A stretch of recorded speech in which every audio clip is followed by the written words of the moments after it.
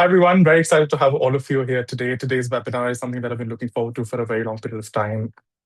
You're all here. I'm going to ground this discussion in words that have been coming to me since we started designing this webinar together. Nobody in the world, nobody in history has ever gotten their freedom by appealing to the moral sense of the people who are oppressing them. These are the words of political activist and revolutionary Asata Shakur.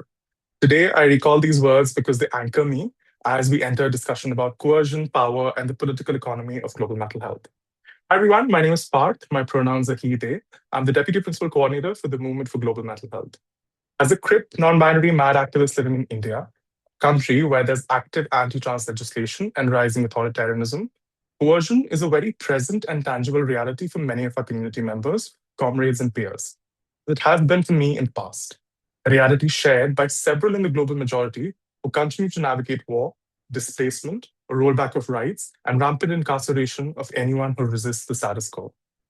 Coercion also doesn't exist in silo. It is actively shaped by race, caste, gender, disability, and the colonial legacies of power we continue to see in global mental health. Yet, the discussions often remain limited to national policies and human rights instruments. Which is fair. It's been 20 years since the adoption of the UNCRPD, and today, because of that, we have a global language to understand disabilities, a language that is rooted in dignity, autonomy, equality, and inclusion. At the same time, many people with lived experience continue to reflect persistent inequalities, systemic barriers, and exclusion when they receive care. Despite this progress, the gap between legal commitments and implementation is wide and is one of the most pressing challenges that we're also looking at discussing today. Amongst a lot of these discussions, though, what gets lost often is the humanity of the people who have been and continue to be coerced. Today's expert roundtable on anti-coercion aims at creating the space for difficult discussions and takes a systems approach to understanding anti-coercion. We're bringing in experts from lived experience-led organizations, human rights, publishing, and psychiatry. And it gives me great pleasure to introduce Sandra Ferreira, Global Network Manager for Aves Mental Health, Dr. Carly Montague Cardoso, Executive Editor at PLOS Mental Health, Dr. Rupi Lega, Anti-Racist MD, and Dr. Marian Schultz, Human Rights Expert. Before I ask all the speakers to make opening remarks, I'd like to acknowledge that hosting this webinar online and in English language already makes it exclusionary for many from our communities who cannot access this or participate. We are working with the recognition that today, even when I'm moderating, I moderate out of relative privilege as a person with immense caste capital from mainland India. We remain accountable to the communities we are here and we represent for. And with this awareness and grounding, I'm going to kick it off to Kali. Kali, what brings you to this space today? Oh, Path, the imposter syndrome is strong. For me, really, it's a mix of personal and professional. This conversation that we are planning on having today is one that it's long overdue, right? And that's an understatement. It's a really divisive topic, and it's one that I think, regardless of perspective, is very emotive, very sensitive. And I think because of that, that's why in mainstream spaces, there's a tendency to shy away from it. Actually, I recently received some online abuse for speaking up on the topic, and that really highlighted to me how inflammatory it is, and that is the problem. We're not holding relationally safe spaces for meaningful discussions around this topic. We've not really been having different expertise and perspectives around the same table like we are today. And that's why we're stuck where we are. So for me, coming here today, I hope to play some role in normalizing these types of discussions, helping to hold a space where anti-coercion is not seen as anti-psychiatry, it's seen as pro-progress. And of course, it goes without saying that I agreed to be on this panel today to learn from the other panelists, because, as I said, how often do we have interdisciplinary conversations of this nature? So, yeah, that's why I'm here today. That's fantastic grounding. And it's unfortunate that today in 2026, we're still looking at rampant online abuse for people who are talking about anti-coercion, and it's often placed in the dynamic of anti-psychiatry. Rupi, I want to hear from you, what brings you today here, specifically in a lot of your work as the anti-racist MD, famously known. I've been following that you've been having these difficult conversations as is, and what brings you today to this particular panel? Yeah, a whole lot of joy and gratitude to get to be in community with all of you. And like Carly, I feel the blending of personal and professional. I've recently been reflecting on how my lived experience and then my professional experience, there was a schism that was created by the profession of psychiatry and the professionalization. And over time, over the past few years, I've been bringing it back together. But I'm here today as somebody who's been on both sides. I worked inside facilities for 15 years where the practices we're going to be talking about were part and parcel of the work. I've seen those practices across the lifespan as a child psychiatrist and as an adult psychiatrist. As far as my lived experience, I experienced many of these practices ongoing, but in particular 20, 25 years ago when I was a medical student. And there's so many things that come up. I couldn't possibly put it all into words, but this idea of this being anti-psychiatry, I quite disagree. And I think to ask, what becomes possible when you give up some of these practices, or what becomes possible when you see how they radiate well beyond clinical practices into research agendas and the presence or absence of social justice agendas. And I hope to share a bit about my own life and practice and what it's looked like for me over the past 5 years and what has become possible from that. Because as much hate as there is online in relation to this topic, I sense that there is a growing presence of people, professionalized and licensed and beyond, who are aching for something more and something better than this. That's fantastic nuance. And I'm also holding on to the fact that you're speaking about that the field of psychiatry itself creates a schism. And, we'll touch upon that a little bit later. Sandra, what about you? What brings you to this particular space? Oh, sorry, it just took me a second to unmute. So yeah, I've been in the advocacy space for a few years now, but coercion speaks to my direct personal lived experience. I recently published a paper that many of you are obviously aware of, and it was quite a milestone for me. It speaks to my growth and my empowerment within advocacy and within my role at others, mental health as well. Having been exposed to coercion, not on one occasion, but multiple occasions, I know that it can, the harms associated with it that are often excluded through clinical practice, clinical consultation, etc. So these are very important conversations. And although they are divisive and complex and there's no one solution to it, very necessary in the field. And for me today, it's an absolute honor to be on a panel with such diverse expertise, professional and lived experience. So yeah, just an absolute privilege to be here today. Thanks a ton, Sandra. And I'll recommend everyone who's listening in today to go read the paper by Sandra for PLOS Mental Health called Held But Not Healed, which talks a lot. And, it's not easy to, one, have disclosure to the public eye about your own lived experience of incarceration, let alone for it to be accessible in this particular format. We'll touch upon citation politics and, how we can take space in these particular areas soon. But before that, I want to hear Marianne brings you to this space today about anti-coercion, coercion. Well, thank you so much for having me. It's such a privilege to be among so many human rights defenders and women human rights defenders.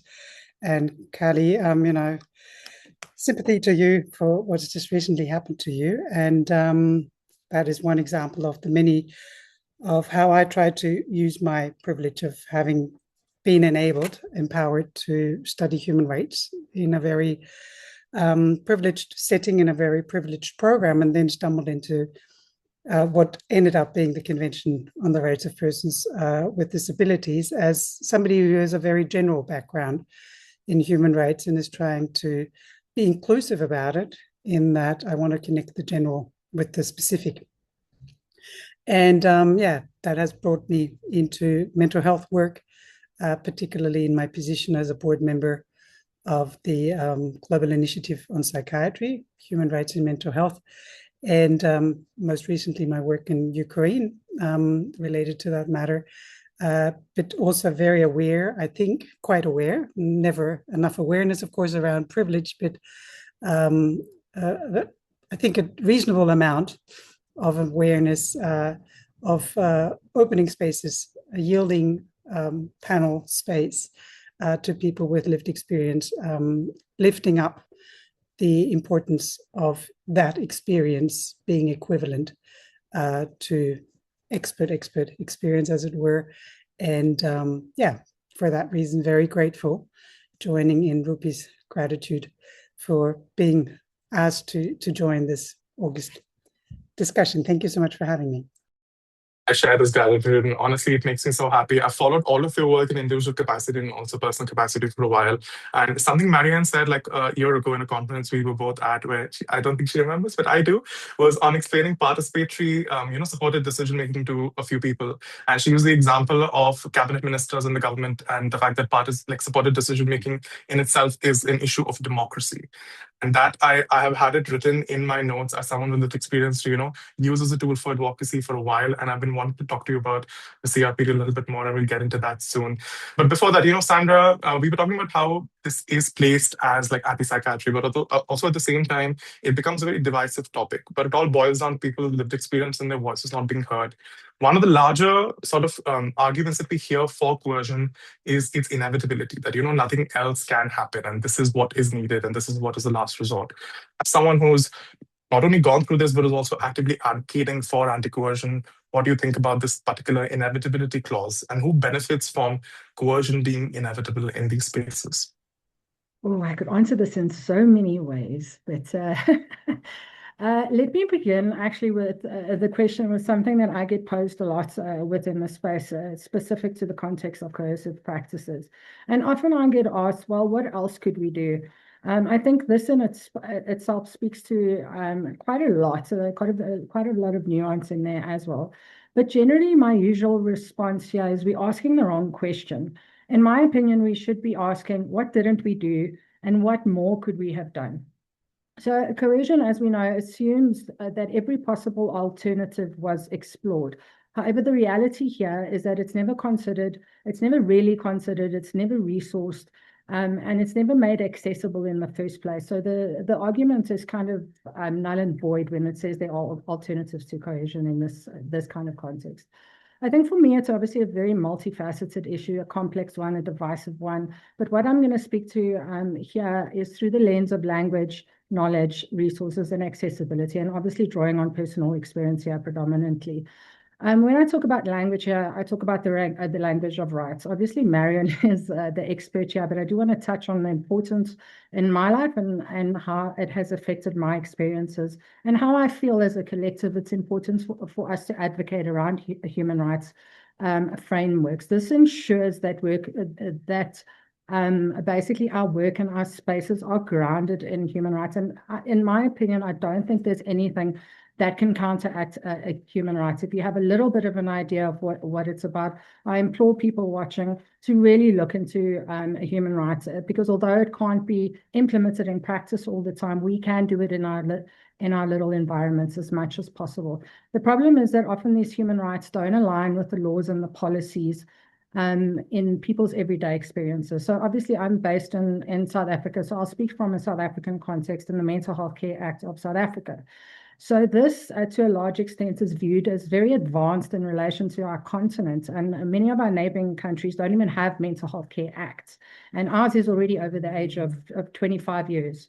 An example I think of here is Sierra Leone, for example, where their act is from 1902. It's the Lunacy Act of 1902, still implemented into their mental health framework, basically, in their country, which obviously I find frightening, shocking. I could use a whole bunch of other superlatives to explain how I feel about that. Yeah, but that's just a question of language and how we communicate these through our communities and through our work, essentially, as well. Just to draw on a little bit of my personal experience in terms of rights and, understanding my legal rights. I've obviously been, as I mentioned, involuntarily committed multiple times, and I didn't know my rights for a very long time. Only after my fourth or fifth admission was I made aware of the 72-hour placement, sorry, I forget what it's called, 72-hour assessment period that is promulgated into law under the Mental Health Care Act. And only many years later, when I became a mental health advocate, did I discover things like I had the right under that act to appeal that admission, but never knew that throughout my journey and through my experiences, etc. So this speaks to a lot of things. And some people may argue, many people do argue that especially in coercive contexts, that rights have no consequence. But I think in that instance, we can kind of agree that that's very dehumanizing to kind of, put it. Rights are fundamental to care and everything we do within care. And then to speak a little bit about knowledge. So knowledge is interpreted obviously in various different ways as well. The way I interpret knowledge is what it means to an individual and what it means to a community. So what is knowledgeable for me does not always translate what is knowledge or education for others. Often we get these programs that are kind of enforced on us, and we know that the importance of cultural nuance and things are vitally important. What did education mean for me? What did knowledge mean for me? So after 15 years of a diagnosis, I got to a point where I decided to accept my condition, accept the diagnosis. And within that, I found my power and my strength. And I say this in many kind of forums, especially these kinds of forums. By learning as much as I could about my condition, I found power there, and I had power over my condition and not vice versa. But again, to emphasize, that's my experience, and not everybody identifies with diagnostic labels. And it's important for us to understand what their lived experience or what their experiences means to them, how it translates, and what kind of knowledge is formed from that. And then when we think about resources, I think we all know, unfortunately, the global landscape when it comes to resource availability for mental health care acts, I think it's currently sitting at about 2% of the global mental health kind of budget sits in mental health care. And obviously, when you look at it like that, and that the majority of that funding is centralized in institutions, it makes alternatives to coercion incredibly difficult, because obviously the decentralization of the resources are very difficult to kind of get right. So this kind of all links to accessibility. So basically, what does accessibility mean, and why does it become important when speaking about the previous three kind of elements? So the rights become meaningless if people cannot access them. Knowledge is meaningless if it isn't shaped in ways that people can understand it. And resources are meaningless if they are concentrated in places that people cannot reach it, right? So to inevitability, to the question that you started with. So the idealist in me believes that inevitability is not something that is ingrained in the system. It is not inevitable that we have to have coercive practices. Who benefits from this? It's quite clear to see, unfortunately, the systems, the institutions, etc. Who is harmed? Again, the idealist in me does believe that we are all harmed. And I'm going to kind of stick with that, and I'm going to bring in the institutions and the systems here. I am someone who believes in community and the impact that it has on us as a people in a community when these coercive practices are enforced within our systems. So yeah, I'm going to kind of leave it there. I think I've thrown out a lot of food for thought, maybe too much, too little. No, I disagree with that. I think there's so much here that you've touched upon where all of us could feel like immensely nodding and making notes, because I think it touches upon a lot what we want to discuss here. And one thing that you really hit the nail on for me was that if rights are not accessible, and they're, I think, purposely also made inaccessible to people as a form of like repressive practice here. I want to go to Marianne here. I think, I started off with the idea of supported decision making, and your idea of it being rooted in democracy is what I remember. But just generally also, Sandra was talking a lot about human rights not being accessible. Thoughts on that, and also from, what do you think about this? And then we'll open it to everyone else as well. Thank you. Well, so much that Sandra talked about that I'd love to follow up on, but I'll try and focus on the question you just gave me around the accessibility of human rights. I think one main challenge around human rights is that it is a term that carries a lot of moral weight and that is looked upon very positively, but that remains incredibly abstract for most. It's like this reference point to democracy, and democracy is mostly captured through the right to vote and elections, but then how does it play out in daily lives? And I think it's a bit similar to human rights, that in most countries there is very limited tradition around human rights being a bottom-up cause, and that human rights really essentially are linked to absolutely every aspect of our daily lives. When I do trainings with people who've already been through human rights training, and I ask them, give me a number of the human rights that you've experienced today, they come in single digits. And I'm like, that just shows me that we have not fully understood how it relates to all aspects of our daily lives. That's one, I think, big challenge that applies generally, and that gets exacerbated for people who are then labeled, put behind certain walls, where people are very reluctant, to put it diplomatically, to take a look. So that's one aspect of the challenge. There are obviously very many more. One of them is that the stigma around psychiatry, around mental health, applies within the medical profession, not just the mental health profession. Rupi is in a far better position to speak about that, but my impression as a lawyer is that psychiatry is frowned upon within the medical profession. In German, it's even called the dirty profession.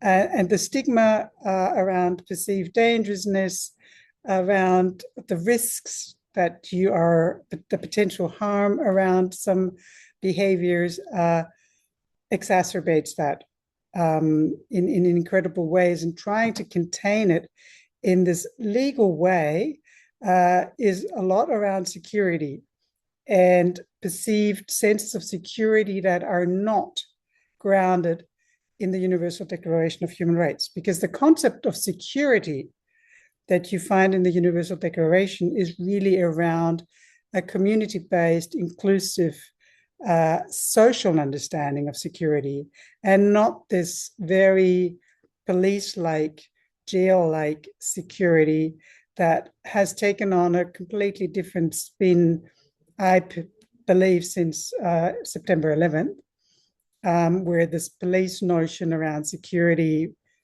has spun out of control. And particularly in the Western European context, I see a lot of linking of senses of security, Islamophobia, and mental health, which I find incredibly frightening.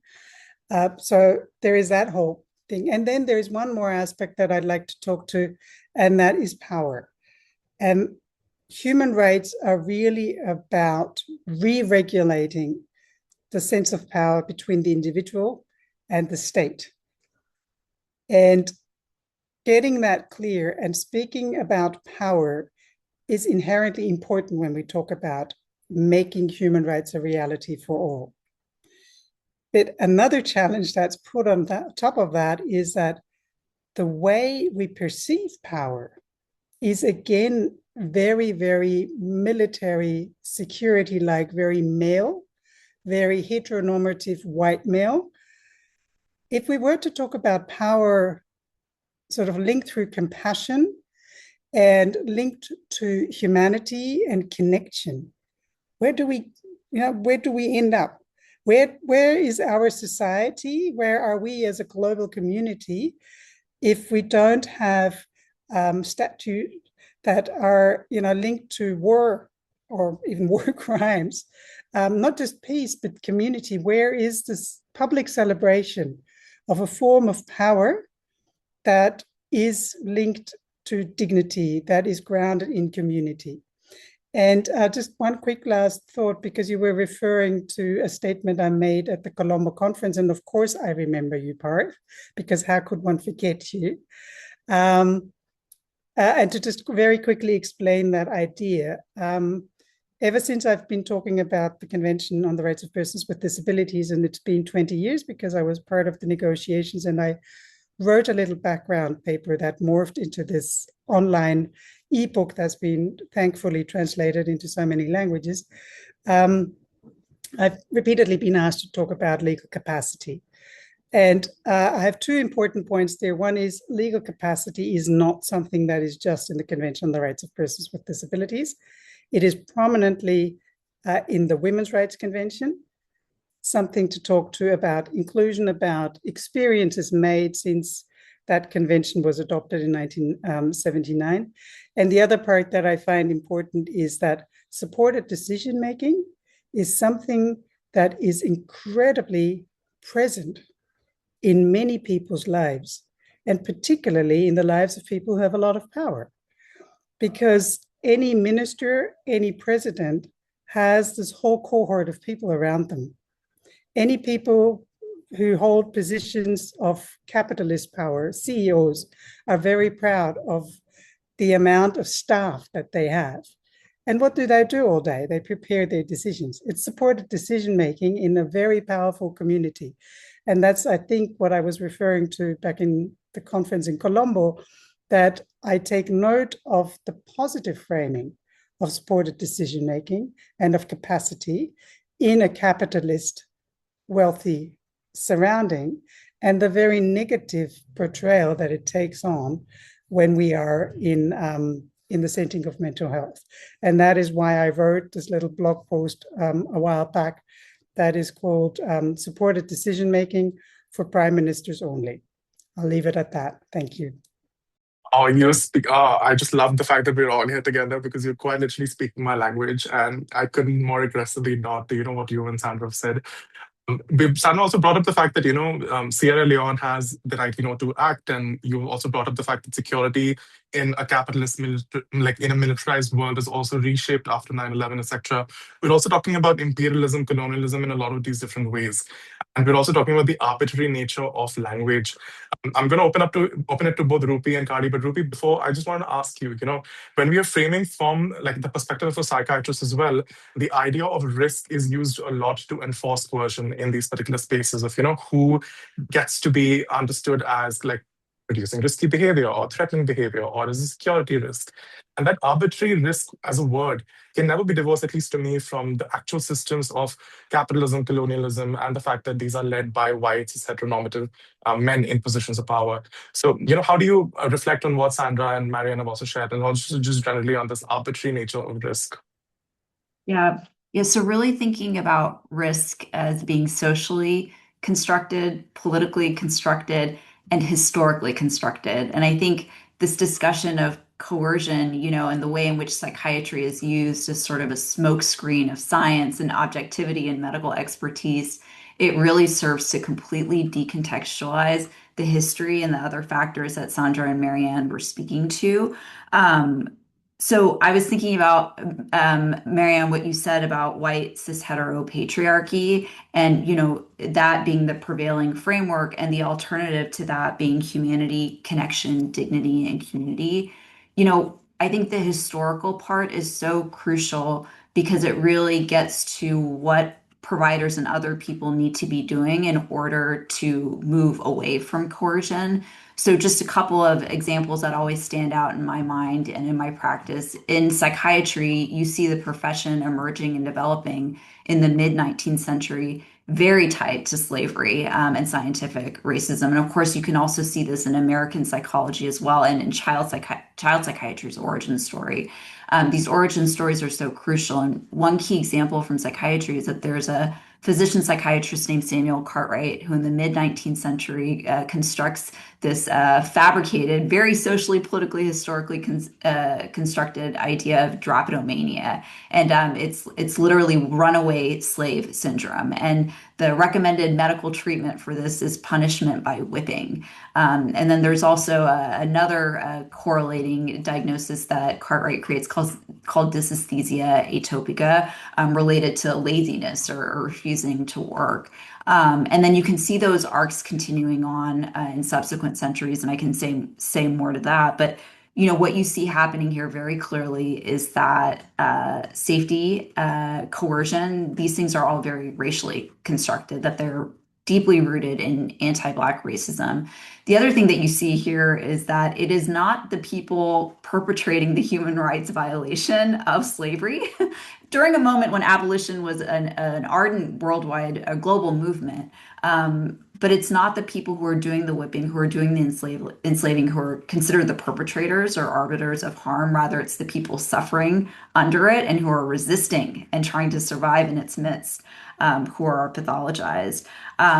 And then also you see this complete absence of any kind of social justice agenda. You know, there were plenty of, I mean, like I was saying, abolition was a worldwide movement in terms of eradicating slavery, but the psychiatric profession does not take that on as its anthem. In fact, it chooses to uphold white supremacy. And, you know, thinking about the origin story of child psychiatry, if you look at the turn of the 19th and 20th century, the profession originates in these collaborations with these child guidance clinics in which they are working with the juvenile injustice system. And of course, this is already targeting people who are oppressed by this white cis patriarchal model, including kids who are immigrant, who are working class, who are not white. And so just thinking about all of those things and how they show up today and have many, many contemporary manifestations. And so I think just getting back to this idea of how risk is constructed, you cannot begin to think about it without this history. And then I think the other thing that jumps out to me is how much of it is from the perspective of the people in positions of power. And just because you perceive somebody as being dangerous does not, in fact, make them dangerous. Thank you so much. You know, that historicization is something that I'm also actively, I think, pushing for in my work within abolition. Because you brought up Drapetomania, and I want to just add on before I hand it over to Kali for reflections, is that the same thing we saw with, like, you know, French colonists and Dutch colonists looking at like the Haitian Revolution, or the fact that people could be independent, and coming up with the fact that people potentially are going crazy when they don't want to be enslaved. We have this in India as well, that after a large-scale freedom struggle where the Indian Lunacy Act was introduced, and anyone walking in pairs of four in British colonial India and the British Raj of it all in the Indian subcontinent were incarcerated regardless of, like, again, you know, perceived mental health conditions, because of the fact that wanting freedom from colonization was seen as a pathology. And within these psychiatric asylums during the Victorian asylums of it all, they weren't just incarcerated, they were actively enslaved for labor in terms of carpet making, weaving, you know, and a bunch of work which used to fund the asylum industries of Victorian era. We also think of, you know, running amok as a saying in Southeast Asia within, again, the same Dutch psychiatrist model of what do people who are resisting, and, you know, what is pathology that, like, what is pathology which is created around that. You spoke a lot about scientific evidence and, you know, the fact that a lot of this is rooted in the larger eugenics. I want to open it up to Kali as well, you know, just general reflections on the particular conversation that we've been having. Thoughts? I mean, for me, there's not a huge amount I can add to that particular conversation relative to Rupi, Sandra, and Marianne, but I guess where my mind goes is, why is there such a gap between, you know, human rights on paper and our realities? And we know a lot of the historical reasons behind this, but, you know, today I think there is still far too much ideological resistance and ableism. And I think that is one of the reasons why mental health is always an afterthought when it comes to human rights, because not so much in the UK, but I know in other parts of the world, mental health conditions are viewed as psychosocial disabilities. And, you know, there is an ableism that people with a psychosocial disability, mental health condition, are seen as lesser, or if not seen as lesser, something to be fixed. And so I think this directly impacts the representation when it comes to policy consultation, when it comes to legal consultation. The other thing as well, I can speak generally globally, but mostly about the UK. And, you know, this is my favorite theme this week, Path, the lack of accountability, mechanisms when it comes to making sure that we are keeping human rights at the forefront of all decisions is just not there. Violations do not seem to result in any, like, legal, financial consequences. In the UK, disability hate crime, for instance, is not a criminal offence. And so if we are in a position, even in the UK, where disability hate crime is not a legal criminal offence, what is the incentive for governing bodies to make sure that, you know, that their human rights are being taken into account, that there's accountability? There isn't. And also on a practical level, you know, mental health systems, healthcare systems across the world are so segregated. They're not acting as one, especially with mental health, right? It's always on a separate path. So how that can be in practice, how you can then make sure that you're transforming systems, making sure that there is like uniform respect of human rights, is really difficult in practice because of how segregated everything is. So that's kind of my contribution is, okay, we know what human rights are. Why are we not, instilling them in everything that's being done? And I think combined with what everyone else has spoken about already, I think it's a lot of ableism and resistance. Absolutely. I want to ask Marianne, I think, from the human rights, from the law perspective as well, because I'm directly connecting this to larger discussions in abolition, which are on criminalization of again, violations or crimes, etc. There is one pathway to, looking at human rights. I'm also thinking of where does this go? And, we are also looking at abolition of larger systems altogether, which are carceral. Does this look like a framework which could work? Has this worked? Any thoughts on that particular thing on what Kali just shared? Look, the impression overall is that it's a very, very big ship that's very, very hard to move. Given where we started off in negotiating that treaty and the fact that an institution like the World Psychiatric Association now has a formal group discussing alternatives, to me is already a huge shift. I appreciate that it's not nearly enough. I appreciate that it feels as if, nothing's happening. And I totally agree with Kali on the complete lack of accountability. And as she says, where are the negative consequences? But at the same time, what I've learned in my more than 2 decades working as a human rights advocate is to really take some of that resistance very differently than I used to. I don't just take it as resistance. I take it as a strange, but still a valid form of engagement. I try to, respectfully engage the fact that at least they care enough to put up a fight. They don't ignore the issue or me as an advocate or the group of advocates that I've joined, and to then engage that. And then, of course, the challenge you have is you're trying to change the policies within certain institutions. You're trying to change the Mental Health Act. You're going from somewhere on lunatic act, as Sandra was referring to, or I was in a South African context, not the country, but the region, mission for the UN, and started banging about a witchcraft act. And most of my interlocutors were like, but what's the big deal? And I said, so, to engage people on various levels and to appreciate the complexity of what needs to change.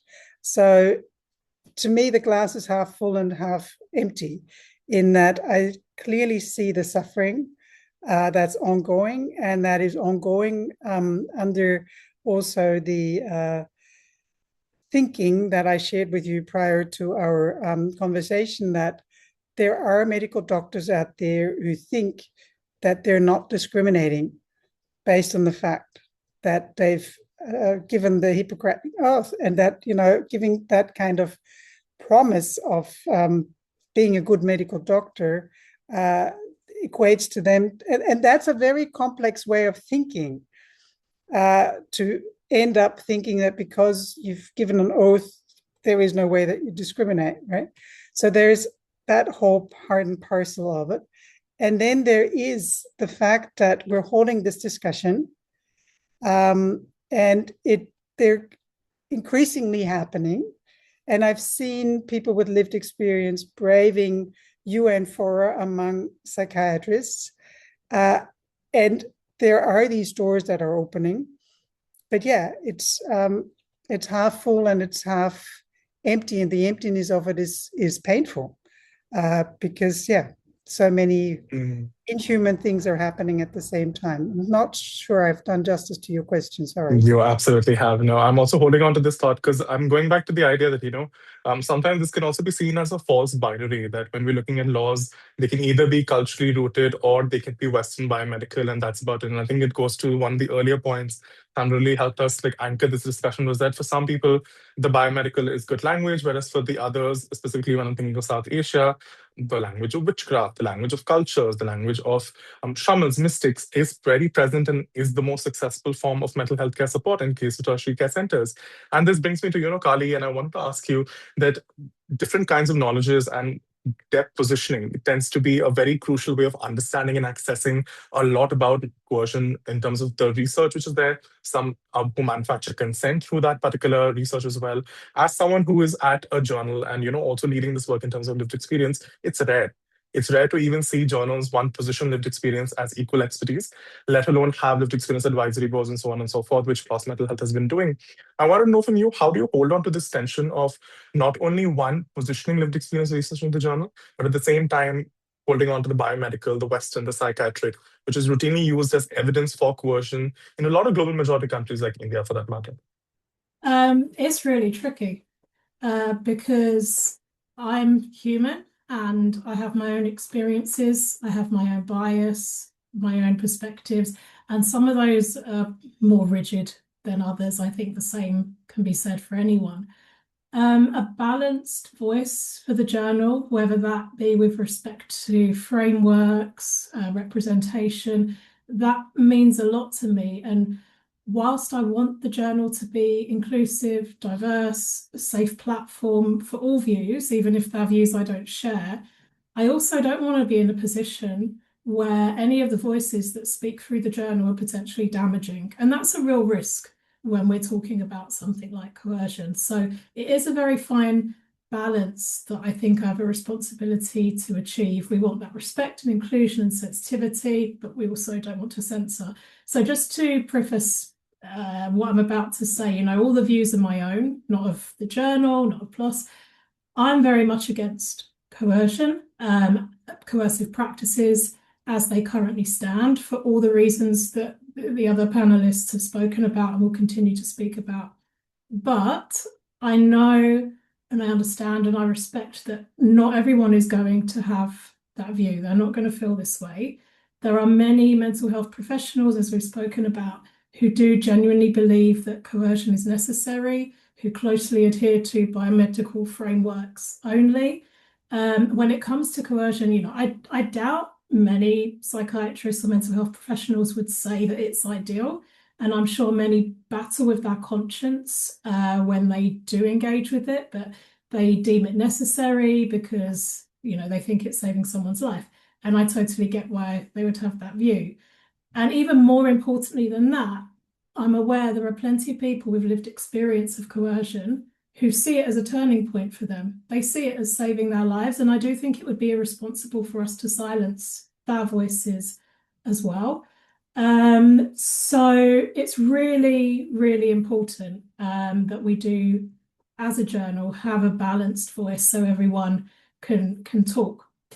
But, when it comes to, say, the ratio, if you like, of pro-coercion, anti-coercion, I'm aware that that ratio varies considerably across regions and communities. And I think what's really important to focus on is why those views and experiences are so different. What is it about a person's identity, location, condition, the professional that they interact with that makes that difference? The views of coercion are so divisive, but the determinants of that division are real. And I think that's what we should focus on, because they'll then signpost us to what it is that's going wrong. Although we already have a pretty good idea of what's going wrong, and the other panelists again will very eloquently continue to speak about that.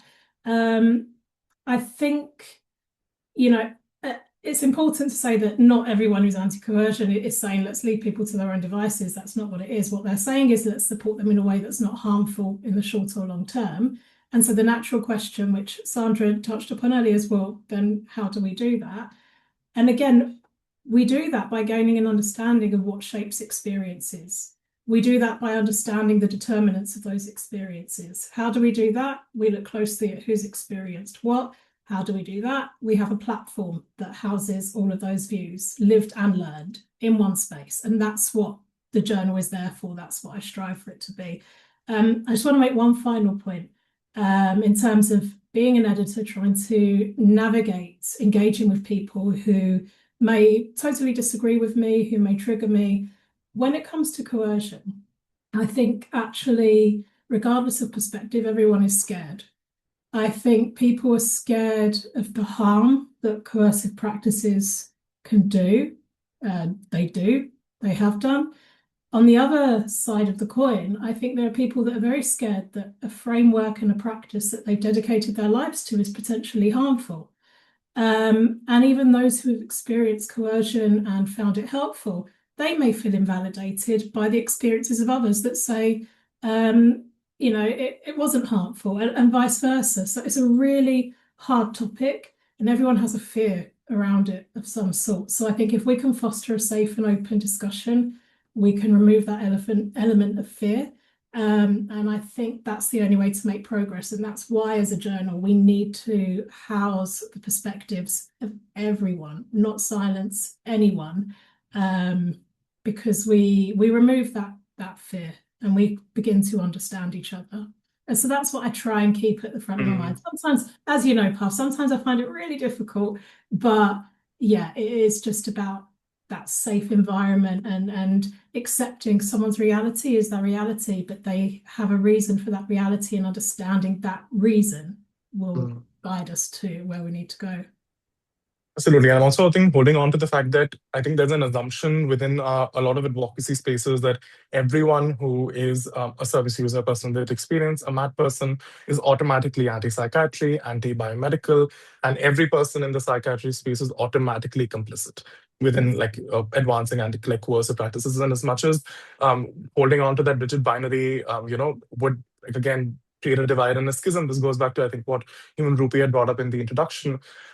I doubt that that's the case. And for me also, I think it's important to foreground that we're not talking about pro-coercion in research saying that, okay, people are going, okay, let's just do ECTs on everyone. Let's purposely put children who are neurodivergent through ABA, even though that was and continues to remain a very prevalent reality in a lot of the global majority countries. Let's not, forfeit that fact. But at the same time, how many people are doing anti-coercion, and how do we even understand coercion, right? In the pandemic, particularly in India, a lot of the research that we did with the trans and gender diverse community, we understood that people who hospitals were segregated based on male and female, on the sexes, and people were automatically put in wards which did not align with their gender, and they were coerced and kept there as a part of the pandemic. And that was a level of incarceration that a lot of trans and gender diverse people felt, which is different from psychiatric incarceration, which is different from the incarceration in prison systems. And coercion there is very contextual to the atypical presentation of a pandemic. And for us, it was very jarring to know that the way that we've been thinking about coercion is often limited to just a few practices when this is so social. I want to go back to something that Marianne had said, which was that there are a lot of people with lived experience that are in the spaces and are pushing through human rights. Sandra, you again, people who are we maintain this within, I think, the larger community of advocacy, that those who are at the end are best placed to advocate for why change is necessary based on their own lived experience. As someone who's a member of the Global Experts Advisory Group for the WHO on deinstitutionalization, and just through your many years of advocacy, do you think there are spaces for people with lived experience? And I'm leading you to a question there. Do you think there are spaces for people with lived experience to actually be part of these INGOs and make change? Is that visible, or is that something which is still limited to a lot of people? I think to a large extent there are opportunities, but at the same time it is still limited, the amount of opportunities. There is still a level of tokenistic inclusion. One can't ignore that. But however, there is, in my opinion, again, it's my perspective here, there's a definite change in the field, just in terms of broader lived experience engagements. And we see it through our work through aves mental health. More stakeholders are becoming more aware of the importance of lived experience engagement. We can see this through funding priority, the inclusion of lived experience through policy and design and things like that. But like I say, it's there. Is it enough? What is enough? So there's, there's lots of questions that one could take from there. To speak a little bit about my roles within deinstitutionalization, I hate that word is so long, and I generally say DI, so I'm going to go with DI because it just helps me, because otherwise it turns into a nursery rhyme in my mouth. Yeah, so I'm involved in a couple of projects with WHO and DO. There is a deinstitutionalization guide. Oh, I said the whole word. That is going to be launched on World Mental Health Day this year, that I was part of the review process for. I do want to take a moment here just to mention WHO and the commitment they have to deinstitutionalization. I know there's different perspectives here at the same time. Some people don't necessarily subscribe to deinstitutionalization. It's an abolitionist kind of view and things like that. But in my perspective, and from a lived experience perspective, I really value the work that they do in the space. So yeah, that's something I've done recently, and one of the other projects I've been part of for the past 3 years has really been meaningful for me on so many levels. It's also around deinstitutionalization. It's called the CPQ project, which stands for Community Planning Questionnaire. I'm just going to give a brief synopsis of what it entails, just to have a little bit of background. And I am going to read it because I'm going to do it an injustice if I don't read it. So in brief, the CPQ is a multi-site study implemented across 7 sites and 10 facilities globally to assess the feasibility of transitioning people living in long-stay psychiatric institutions to community-based settings.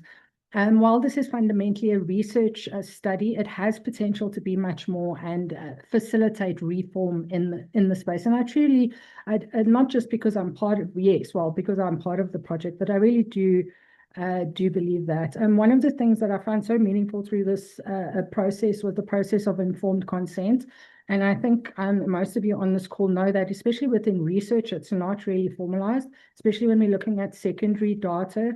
Human rights principles and stuff don't come into play when in this kind of landscape with research. But it's really something I advocated along with some others who are part of the experts group, and it was formalized and became a robust process through this study. And we recently received feedback, and it was really one of those moments where I kind of sat and I went, wow, it's so small in its essence, but to me it speaks to a much bigger kind of impact that this type of stuff has. So some of the feedback received that was the long stay patients really felt like they were respected, they were noticed, they were heard. Just being part of a study, and it made a connection with the nurse was the first point of contact through this study as well. And for the nurses as well, there was a definite attitude change, because they have to engage with long stay patients in a different kind of environment. So as I say, that for me was a small but very important point of impact for some of the work that I do specifically in the space. So yeah, kind of going back to the beginning of the question, there are voices in the space. I do have to, I'll do a little shout out here to the Care Not Custody campaign that's being run by a Global Mental Health Action Network. I think it's an incredible campaign in terms of moving away from coercive practices as well. So, as a collaborative kind of environment and people working in the space, it's there. It's just how much traction do we see? Where is the tangible impact on the ground? And that's kind of where I'm left sometimes in terms of the gaps. So there's the policies, there's early integration and engagement, but where are we seeing the change on the ground? And I think Marian, Rupi, and Carly have spoken to a few of the gaps that are there, the power dynamics, the lack of buy-in from necessary parties, etc. So yeah, let me leave it at that. That's really helpful. And yes, I think, as someone who calls themselves a baby abolitionist, to me, I think I struggle, trying to explain this, because I think the word scares people off. But going back to, I think, Angela Davis and just her work within abolition, just generally for prisons, I think she's written a lot about the fact that the deinstitutionalization movement in mental health of institutions was in itself an abolitionist movement, of the fact that, we're moving away. But I think we stop at the fact that abolition scares people. And going back to Carly's fear that she was referring to of physicians and practitioners, that are we abolishing people's livelihood and work, and would that take away from what they're doing? that fear sort of, misconstrues a lot about what abolition is. But I'm hearing you on the fact that there's a lot of work that is happening and also a lot of work in the INGOs. I want to go to Marion for a quick second, because I think a lot of people, and I'm going to touch upon vulnerable communities and ask a little bit more about that. The faith in INGOs is shifting. The way that people view, let's say, the Lancet, the way that people view the WHO, the way that people have viewed the movement of global mental health for the longest time, as being a neo-colonial sort of setup, tends to take people's faith away from this space. And psychiatry in itself has had that historical context to being weaponizing coercion for the longest time. And we can't divorce that from very present realities that never even enter rooms of discussion in INGOs, which are around war, displacement, genocide. We're seeing that with Sudan, we're seeing that with Palestine and Gaza, we're seeing that with Ukraine, with the war as well. You're on the Lancet Commission for Ukraine. Talk to us a little bit about, how do you deal with some of these tensions of what's going on in person for people who are actually in Ukraine at the moment, in similar situations across the world, and then the work that you're doing? How do I deal with that? Day by day. And honestly, it sometimes just depends on how my days go as to how much I'm able to speak up. But what I see as my responsibility is to try and make clear that we need to look at those people who are behind walls and in potentially a mental health institution of some sort, who are mostly left to themselves. And that's where the human rights focus needs to go. And in a way, it's become easier to talk about mental health because of the pandemic and the awareness that's now carried with mental health. But at the same time, we're still in the same structures. And there are, as you are more aware even than I could ever be, ways in which mental health is being discussed that are very light, that are bite-sized, which is great in so many ways because it's so important that these discussions are being held. But at the same time, it becomes, in a way, more difficult to point to, and this is the case in Ukraine now, we have at least 800,000 veterans. And there's not a lot of research about the correlation between a person being traumatized at that level and then potentially committing a crime on the basis of that trauma. And I know I'm being biomedical here, but there is this unfortunate correlation, and it's 7%.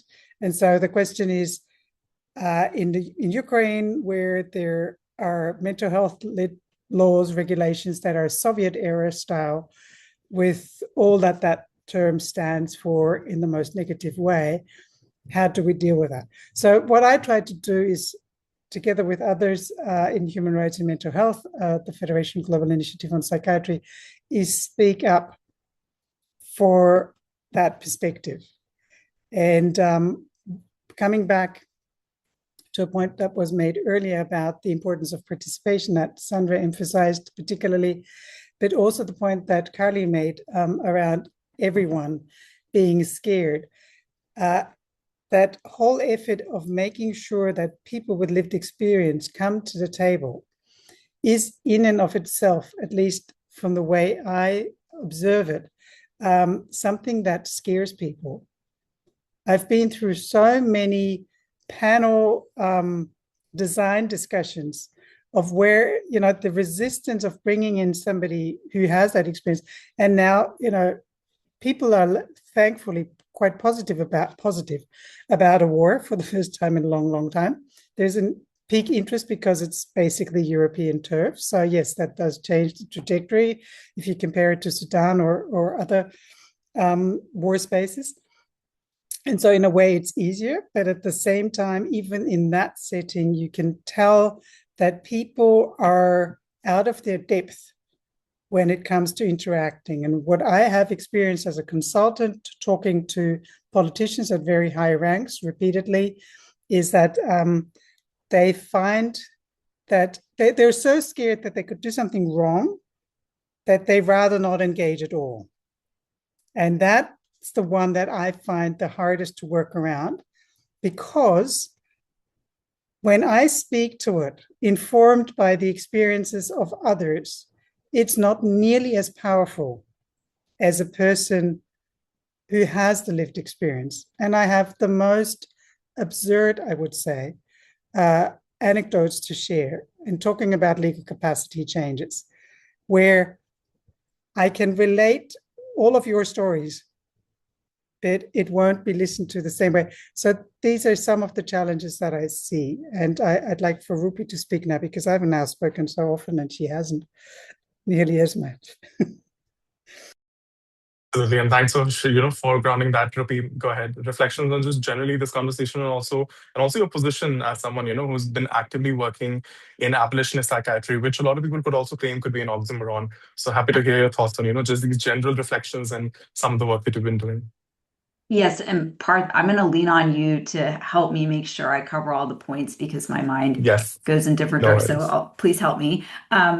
What I think about the lived experience scaring people, bear with me as I muddle through this because I want to speak to my own story, because I know that there are other psychiatrists in particular who have the same kind of story that I do, but are terrified to share it. And I think this does tell us something about why lived experience is scary, particularly within psychiatry and the power that it wields. But, my own experience of navigating medical and psychiatric training with a mental health history, which, by the way, we all have mental health histories and ongoing stories. It was awful. I mean, I was followed, policed, surveyed very, very closely, pulled into offices for any which reason, and was explicitly told by more than a few people in administrative and caregiving roles that I should really reconsider my decision, and maybe I just wasn't cut out for it. And then,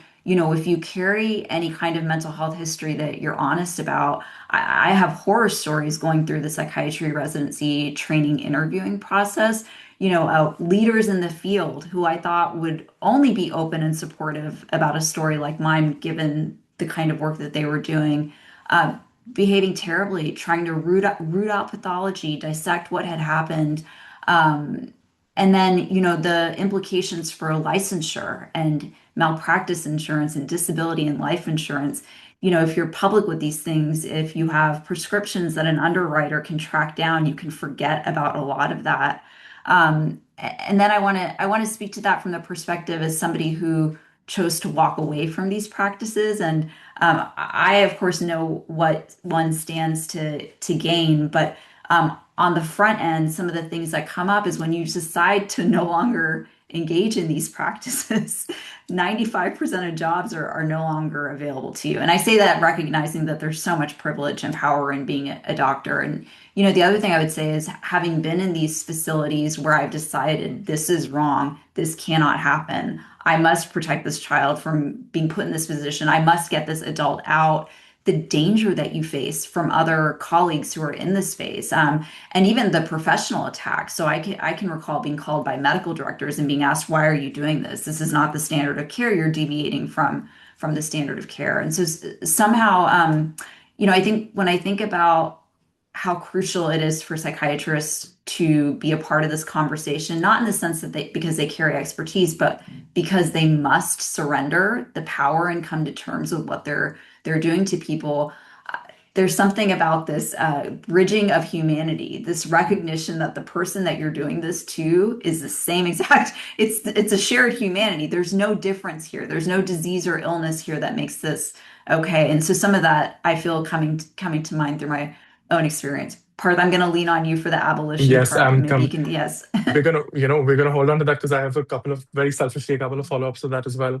You spoke about the fact that standardization of care, and I think licensure, and thanks for mentioning privilege also, the fact that as a lot of us share dual identities of being researchers, doctors, human rights experts, advocates, yet we are still far detached from the people who are actively currently incarcerated and currently going through war, displacement, refugee crisis, so on and so forth. So thanks for mentioning that, because I think that really grounds the way that we're all speaking about this.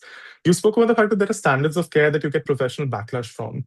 I mean, let's talk about coercion. Calling a 911 in the States is like, for a mental health crisis, is one of the most common standard practices for carcerality. And that targets specifically a person who's Black, Indigenous, person of color. potentially disabled people. And throughout the Black Lives Matter movement, throughout 2020, and even before that, we've seen how communities have risen up against 911 being the first response. How do you navigate that in your workspace? And as someone who's actively working on anti-carceral, sort of, anti-coercive, anti-carceral spaces, that tension, how do you hold that tension?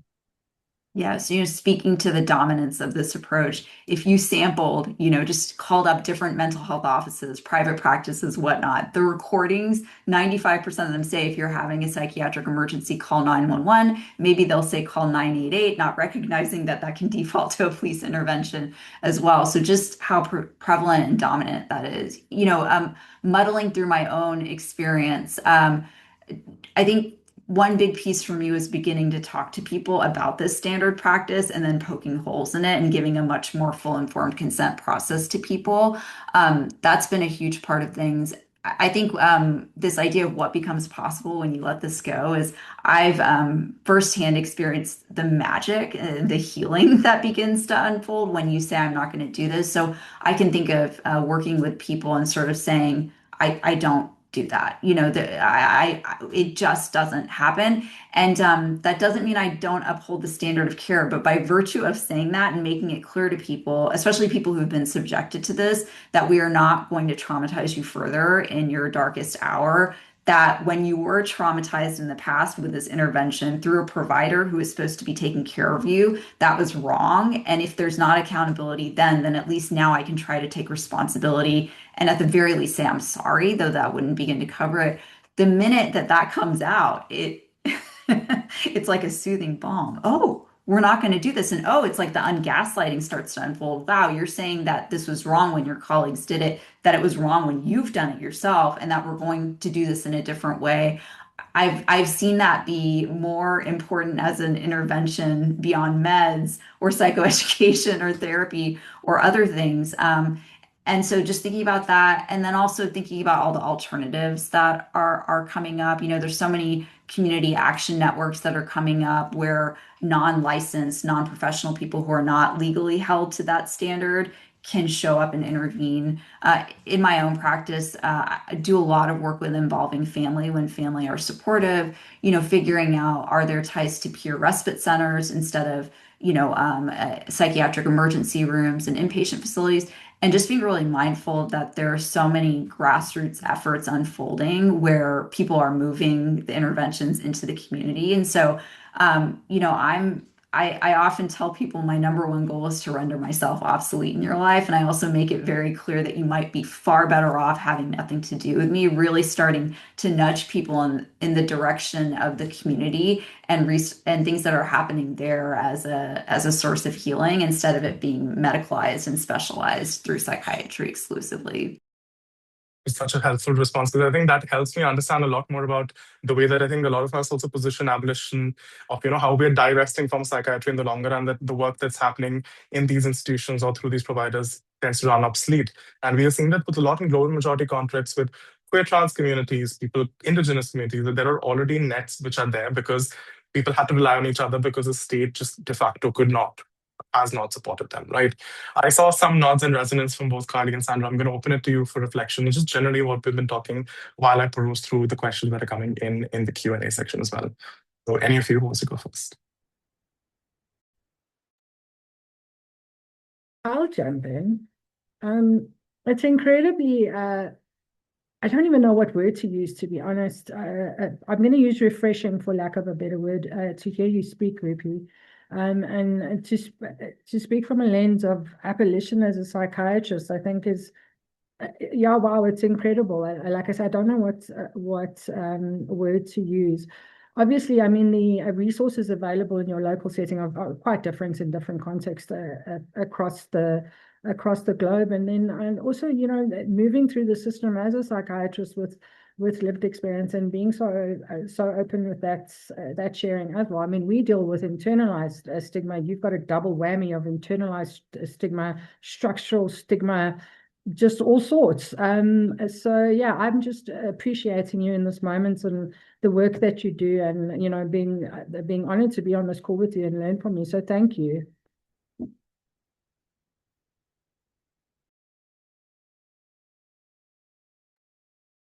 Ali, any reflections on the conversation? No, I was just nodding along because every time I hear Rupi speak, I'm just, I have nothing but admiration. That, that stigma,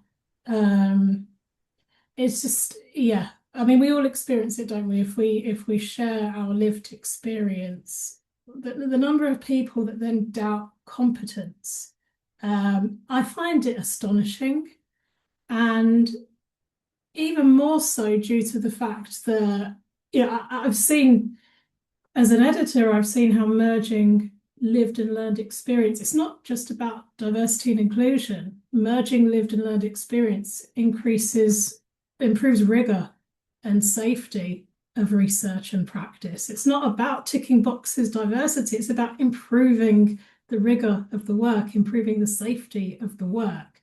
So to still have views that lived experience somehow reduces competence, I just find it just makes my blood boil. But it's from fear. It's always from fear. Because earlier when we were saying about the fear of lived experience, the way I read that and the way I experienced that is that people are scared of lived experience because they know that it uncovers everything that's wrong with the way things are being done. That's what the fear is. So yeah, but as always, Rupi, I just admire the way you work so much. Yeah, this is just turning out to be one of my favorite conversations, because hearing all of you talk is just like, I'm so glad, because again, sometimes as someone who's much younger, who's entered this space, it can be a very quick, nothing has changed. And I'm only looking at it from the tunnel vision of being young, that, no work is done and my perspective is limited to what's there. Hearing all of you talk about the amount of change that all of you done in your own advocacy spaces alone sort of reminds me of why passing down sort of memory of like advocacy and activism becomes extremely necessary, and that intergenerational sort of shift of how much has already happened. We've been talking a lot about fear, and I'm very interested in the fact that this is a recurring theme here. I also connect this to the lack of critical thinking. I think the fact that, no, we are in a critical thinking epidemic is one of my favorite phrases to use. No one wants to think critically, even their workspaces, professionally, personally. And this also goes to just the rising anti-intellectualism which is present. The fact that authoritarianism and fascism thrives on making people not think about their rights, think about their education, think about communities not getting resources to empower themselves. I'm thinking about that, knowledge translation also somehow links to this, at least in my mind. Carly, any thoughts on anti-intellectualism? And I'll open it to everyone else also. And, what do you think about critical thinking in your own spaces? Yeah, anti-intellectualism. I think as a journal, we can help to combat this by bringing lived experience into research meaningfully. It's the only way forward. And I do want to add straight away, though, that increasing the sway, if you like, or influence of lived experience research is not the same as decreasing the influence of learned experience. It's not either or, it has to be both. As I mentioned before, we're improving the rigor of work when we combine the two. I've come across so many people in the mental health field who can't see a narrative that does include both, which again is it's astounding to me. And so, yeah, it's really important to meaningfully provide a platform for lived experience, showcase its value, because that will help to combat anti-intellectualism. Anti-intellectualism, I believe, is a byproduct of a divide that, by and large, has resulted from manipulation from governing bodies with the logic of divide and conquer. And anyone who knows me, and that divide and conquer, by the way, could be intentional or subconscious, and anyone who knows me would say that using the term divide and conquer is quite theatrical for me, it's quite colonial for me, but it is what I genuinely believe. I also think it arises due to the fact that academia has been so insular and enigmatic to many, and that's not entirely the fault of academics by any means. That's also the fault of journals, that's the fault of funders, that's the fault of governing bodies. Everyone's played a role in this. And so, of course, there's going to be skepticism, anti-intellectualism, and that's going to undermine the research that's being done. Especially when that research is somewhat of an enigma to people. And this has and will continue to create a harmful divide. But if we know that research that we're expected to change our policies and practices in accordance with has been shaped by those that represent us, our communities, we see lived and learned experience kind of being merged together in the same spaces, I think that removes an element of that exclusion. It makes it more open, more accessible, and importantly, more informed by the very perspectives that may otherwise be skeptical. Because as we said before, there's very much a them and us mentality. It's by no means universal, but there is a them and us mentality. And I think we do have to accept that both lived and learned experience is knowledge. We have to respect learned experience is what it is. It's expert advice. Lived experience brings you something that no amount of training can bring. That is also a form of expert knowledge. And yet, as we've said, those with lived experience have long been seen as lesser, looked down upon. I've actually even been attacked in the recent past when I've used my own lived experience to form a perspective, despite all of the learned experience that I have. And I don't use one without the other anymore. As I said, this is all due to fear and ego. And I think the last thing I'll say about anti-intellectualism and this divide, one of the things that causes it as well is disinformation. And the reason I bring this up is because I think journals have a big responsibility when it comes to targeting disinformation, and journals are not fulfilling it at all. My journal's not fulfilling it yet in a way that I would like. I think journals have a responsibility to position themselves where people are getting their information. They shouldn't be passive. They have a responsibility, a societal responsibility, making it the norm for anyone to be able to access and understand accurate information. And I think that in some small way or large way will help to combat societal divide and anti-intellectualism. And I think journals are perfectly positioned to do that, and they're not doing it, and they need to. So probably gone off on a tangent, but No, I'm actually going to disagree with you a little bit there that the PLOS mental health is not doing much, because I think but I'm going to, particularly bring this example and then open it to Rupi, Sandra, and Marianne, is that we are seeing in the last couple of years a very targeted disinformation campaign against neurodivergent kids, which is reminiscent of the reparenting, the narrative that, children who have autism and ADHD need to be sent to reparenting camps, which is predominantly coming in from the Western American administration, and the eugenics of it all, that if you take Tylenol or paracetamol when you're pregnant, you can get autism, or there is a cure, or there needs to be a cure, and so on and so forth. So I remember a couple of us, 13 of us from across the world came together to say that when people in positions of power, extreme power, make claims like these, you're actively reminiscent of Nazi T4 camps, where again, people were euthanized against their will, reminiscent of the Japanese intermittent camps, American intermittent camps during that time. And the fact that it's again eugenics, it's blatant eugenics that, some people deserve to live versus some people don't. And a lot of that is disinformation, which is calculated to be able to be circulated, right? So, and plus allowing a lot of us to come in the front matter and taking up space as 13 advocates from across the world who are neurodivergent, to say, no, this has repercussions in our countries, in the global majority, in the global south, was actually a really powerful thing that helped a lot of us to, do advocacy locally. So I disagree that your journal is not doing much, it's doing a lot. And, you're a big catalyst for that. Yeah, but we could still do more. We could still do more. Absolutely. I think, the fact that we're all here talking about this work, and the words which scare a lot of people out of the space, the fact that we're here is changed. Rupi, I saw you nod along. Any thoughts on anti-intellectualism just in general, and also disinformation that is aiding this fear that we're talking about?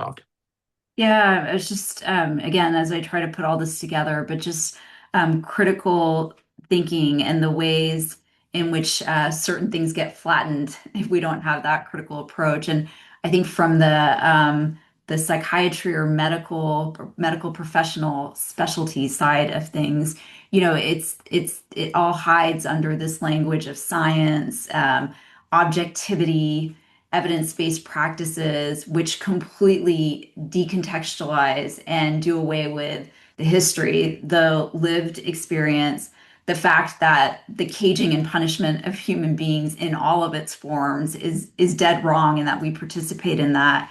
I'll give one example of how all this literally shows up. And I'll talk about family policing because I think that's actually, if I can get in that thought in relation to our conversation about coercion here. So sometimes called child welfare, and in the United States, very much disproportionately targets Black and Indigenous people in our country. And I remember reading this paper looking at depressive profiles of parents in the child welfare system. And one of these things that child mental health does is it delivers so many mental health interventions in these settings where people are being caged, surveyed, or policed in some capacity, and suggests that treatment can happen there, thereby normalizing it. And so this sample of parents was overwhelmingly Black.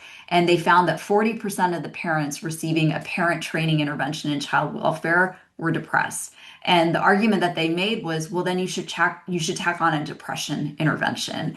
And what this failed to look at was whether the family policing, the policing and surveying of the parents, taking away their children from them, forcing them to do a parenting intervention when probably poverty was the driving issue resulting in the report, that was completely done away with. And, in my experience, getting connected to family policing abolition networks, all of that is centered by lived experiences. And so you start to hear the horror stories of families who've been through this, never seen their kids again, of children who die while in CPS custody. There's established research about risk of substance use, suicide rates, difficulty accessing housing once child welfare gets involved. The risk of death is greater for kids when they move into child welfare. And so the ways in which this entire structure and context, which we can also zoom out historically to legacies of family separation, gets completely done away with in the name of an evidence-based intervention. So just really thinking about that really circular logic emerging here, and wanting to say that the mental health professionals can no longer afford to look at what we're doing in these facilities in isolation, separate from immigrant detention, separate from war in Ukraine and other places, separate from the human rights discourse. And I think what I see more of, though, is that everything that I'm speaking to is completely erased in conversations about science objectivity, perhaps even more so with the recent crackdowns on D&I in federally funded healthcare settings. I'm going to be sitting with that because I think a lot of our conversations on coercion tend to stay limited to the adult population, because I think we're also drawing from the larger groups that occupy the space in disability justice as well. I'm going to open it up to both Sandra and Marianne. Any reflections on these conversations? And I have some follow-ups, in my mind, and then we'll go on to some of the questions that the participants have had in the chat. Well, maybe just to say, as a lawyer, that there are some very elitist ways of being in certain professions, and mine is certainly one of them. And the elitism is also one that is very exclusive and thereby excluding. And I will add to Kali's observation that it's a lot about fear, that it's a lot about, more generally, feelings that are not spoken of. In the way that my profession is taught in Western Europe, feelings have to be excluded. You can't be a good lawyer when you invite feelings. So there's a certain weird pride in not talking about that. And yeah, there's obviously plenty of anecdotes that I could add to that. And so there is this lack of being whole and a more holistic view on life and life happening. And it's not possible to regulate everything, and to appreciate that, and to be open to that, and to invite empathy. And I think, to a certain degree, in order to have meaningful participation, in order to have eye-level, respectful conversations, you gotta be in sync with the fact that you're a human being who happens to have feelings, and you have your good days and your bad days, and you have your biases. And I'm a human rights lawyer, and I work on, reflecting on my biases and my privileges, and I still have my spots where I don't see, and that's human. But I come from a profession where people look at you completely puzzled and are like, giving you all sorts of labels, and particularly then as a woman, and obviously that opens an entire new box. Just very quickly, I did grab my general human rights book, with all the conventions that are currently internationally recognized, to come back on that issue of anti-intellectualism, because there is actually a very important, but I think largely unknown rate to enjoy the benefits of scientific progress and its applications. It is in the Covenant on Economic and Social and Cultural Rights, and it is one that we all need to point to a lot more. Over to you, Sandra. Don't have much to add. I'll be very honest. I think the richness of insight has come through quite strongly. I am most of the time, a lot of the time, a moderator.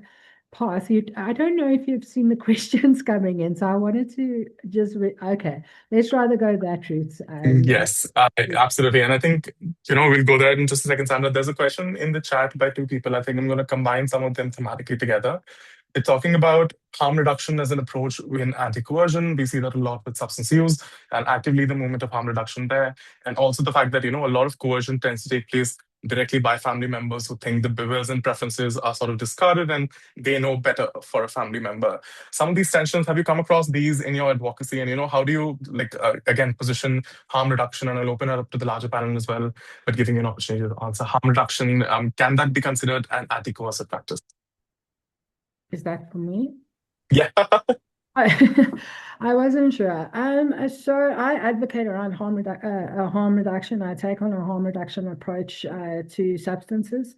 It was something I battled with for many years, and the abstinence model wasn't something that fitted who I am. I was only introduced to harm reduction a few years ago, and it's been really pivotal in that space for me. And I think when it comes to coercive practices, it's the lesser of two evils if it can be brought in terms of de-escalation techniques, with severe mental crises with psychosis and things like that specifically. Because we know, like you can't just go through a whole deinstitutionalization process or abolitionist kind of thing. That's what happened in South Africa with the Life Esidimeni tragedy, and many people lost their lives because of that. So if harm reduction can assist or lessen the harms in coercion, then absolutely it can be integrated. I do believe harm reduction can be integrated into so many spheres of mental health. And it's often overlooked. There was a question on admission that I think I can also answer. So Yeah. It was, if your family admits you, what are your rights? Was that the question? No. Yeah.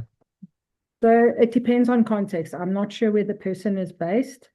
You would have to look into your national policy and regulations. If there is a Mental Health Care Act, but potentially what your constitution says sometimes even, or just the Health Act.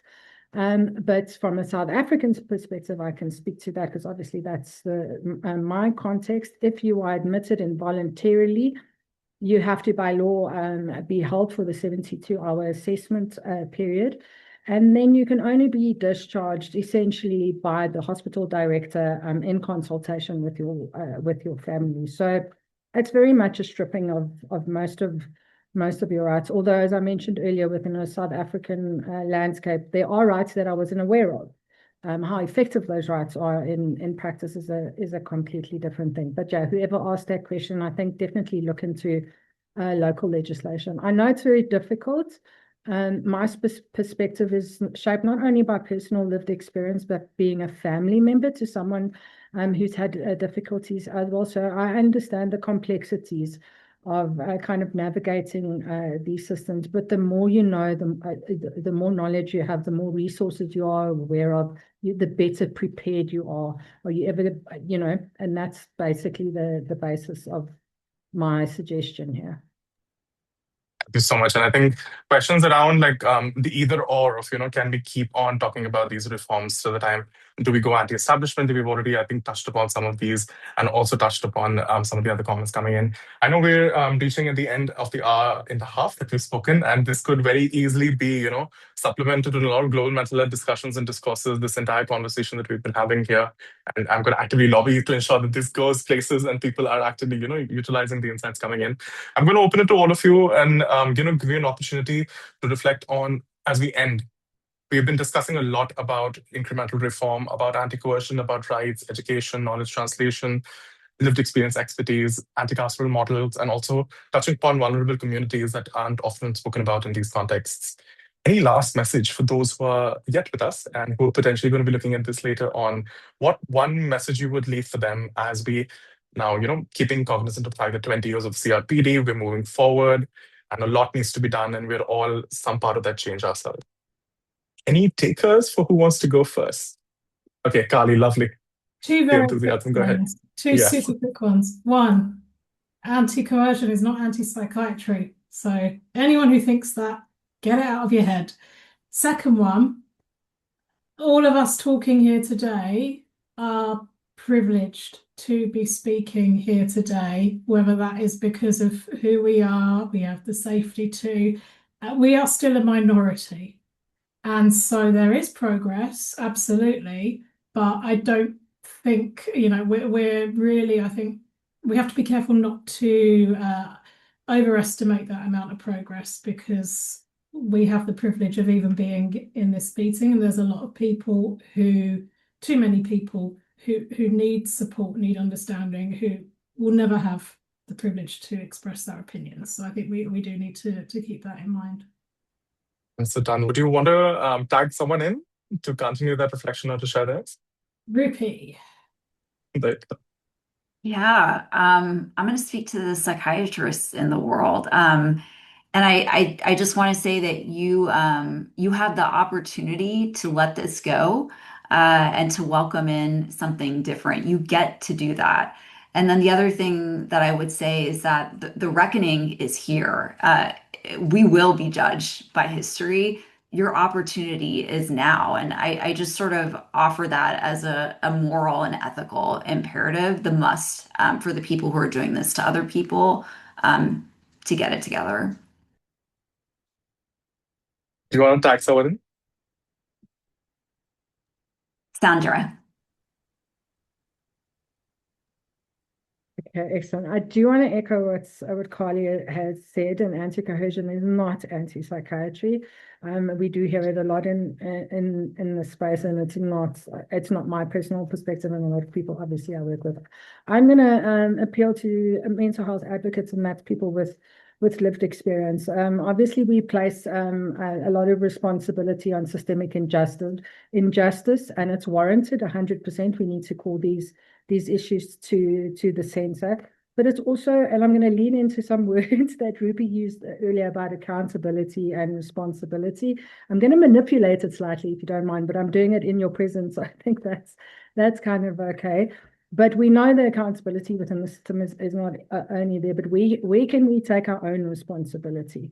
Take responsibility for what you can control and what you can implement within your own work or your own experiences, etc. I'm a big advocate for peer support and community-based care.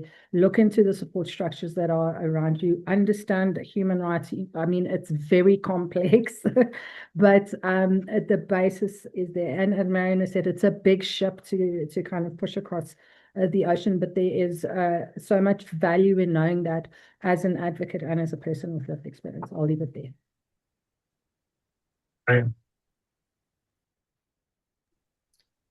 So many human rights that I'd like to quote, but I'm going to say that the freedom of speech entails to talk about human rights and about the importance of all human rights for all, and that participation, particularly of people with lived experience, is an obligation under the Convention on the Rights of Persons with Disabilities. If there is no other provision that you read in that treaty, make it Article 4, Paragraph 3, which is the obligation of states to involve persons with lived experience in policy discussions. And I'll give it over to Gloria Steinem and just say, hope is a form of planning. Thank you so much. Lovely. That's something. I think hope and gratitude is what I'm going to be holding on to. And thank you so much, everyone who's been joining us and who's also going to be, watching this, sitting with these thoughts. Just reminded of a lot of just gratitude for the fact that we're even able to have these conversations in global mental health, or even with the movement of global mental health. Conversations like these would not have existed in the last decade. To be able to be on an interdisciplinary panel talking about anti-coercion in 2026, 20 years of the CRPD, 10 years of the Disability Act in India, for that matter, talk about issues which are actively taking place and our perspectives on that. So I'm immensely thankful for all of you to show up and for the engagement that we've been getting there. The last thing that I leave people with is read, think more critically. That there's so much power that we have, and states and these concepts that tend to seem abstract aren't abstract. They're formed by individuals who hold positions of power. And to hold them accountable, it's important that we know our own rights and we're also actively engaging. With that, thank you so much. I think we can all give ourselves a big round of applause. This was one of my favorite conversations ever, and thank you so much for being here.